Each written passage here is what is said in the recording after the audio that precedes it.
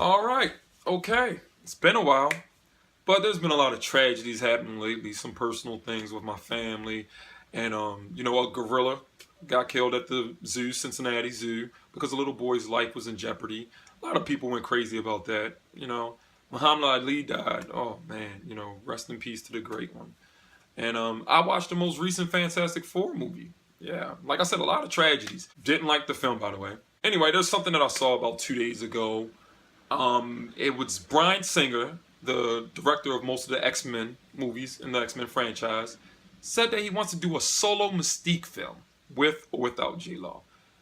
Speaking directly to you, Bryan Singer. No, stop. That's a bad idea. It's a terrible idea. It's a horrible idea. Fox, what is wrong with you people? Now, the reason I say this is because the fans don't want it. The fans don't want it. Fans of the comic books and most people who aren't fans of the comic books, people who like the movies, they just think it's too much. Now, it's really the comic book fans. Coming from a hardcore Marvel comic book fan, let me express something. Let me tell you now. You don't even have to take it from us comic book fans. Just read just read all the comments and the responses to that on any site that was posted. Anywhere. Twitter, IGN.com, comicbook.com, Facebook, anywhere. Read the comments. Bad move. Now, here's the thing.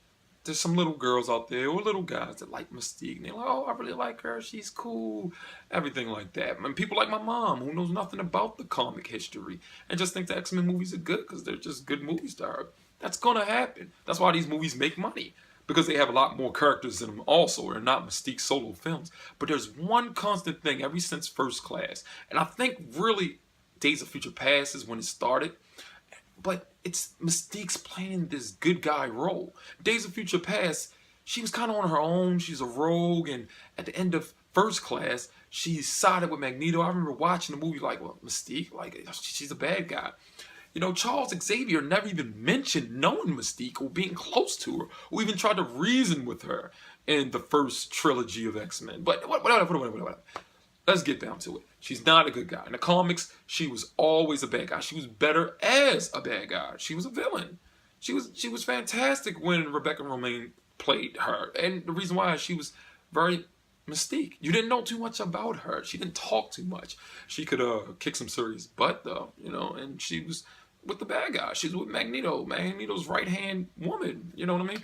But no, what are you thinking, Singer? No. People are saying replace you now as it is. I think you did great with Days of Future Past. And I think you did okay with, Apocalypse.